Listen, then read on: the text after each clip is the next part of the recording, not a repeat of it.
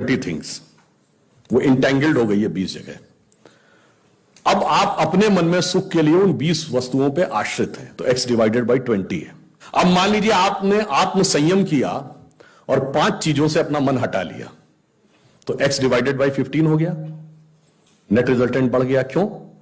वो ऊर्जा जो उन 5 पदार्थों के साथ संलिप्त थी वो आपने बचा ली, तो वो आपके अंदर रह गई, तो by law of conservation of energy आपका एनर्जी लेवल बढ़ गया। जब आप x बाई 10 पे आ गए एनर्जी लेवल और बढ़ गया, और संयम किया 5 चीजों पे आ गए एनर्जी लेवल और बढ़ गया। अब इसके आगे की यात्रा जो 5 चीजें हैं उसके आगे की यात्रा x बाई 5 के ऊपर की यात्रा थोड़ी कठिन चुनौतीपूर्ण है, ये सिर्फ सन्यासी कर पाते हैं। 5 चीजें क्या हैं? भोजन, वस्त्र, आवास, श्वास और ईगो, अस्तित्व। तो सबसे पहले क्या छोड़ते हैं? आवास। कहते हैं ना कि करतल भिक्षा तरतल वास। अब सन्यासी का कोई घर नहीं होता, तो x बाई 4 हो गया, independent of house, no need. फिर क्या आता है? वस्त्र छोड़ते हैं, नागा साधु या दिगंबर जैन। अब चेतना उस अवस्था तक पहुंच गई जहां दिशा ही आपको अपना वस्त्र नजर आने लगती है, x बाई 3 हो गया।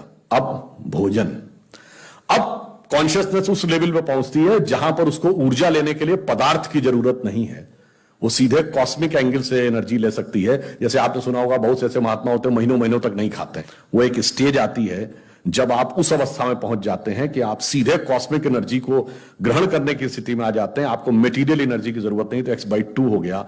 अब है श्वास एंड योर एग्जिस्टेंस।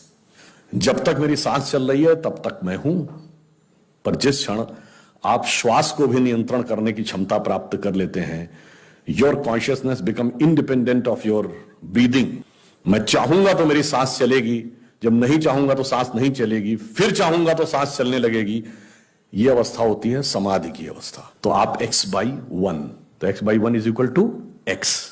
अब आपने आत्म स्वरूप का साक्षात्कार कर लिया, परंतु एक चीज रह गई, मेरा एग्जिस्टेंस, मैं एक एंटिटी हूं, मैं एक व्यक्ति हूं, मैं एक पुरुष हूं, मेरा नाम है, वो तो है ना। जिस क्षण आप अपने कॉन्शियसनेस को अपने एग्जिस्टेंस से इंडिपेंडेंट कर लेते हैं, तो n की वैल्यू क्या हो गई? 0।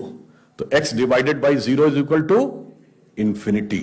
तो अनंत की यात्रा शून्य से होकर जाती है, और हम अनंत खोज रहे थे, इसलिए हम शून्य को खोजने में सफल हुए। यह मूल कारण है कि हम भारतीय शून्य को क्यों खोज पाए।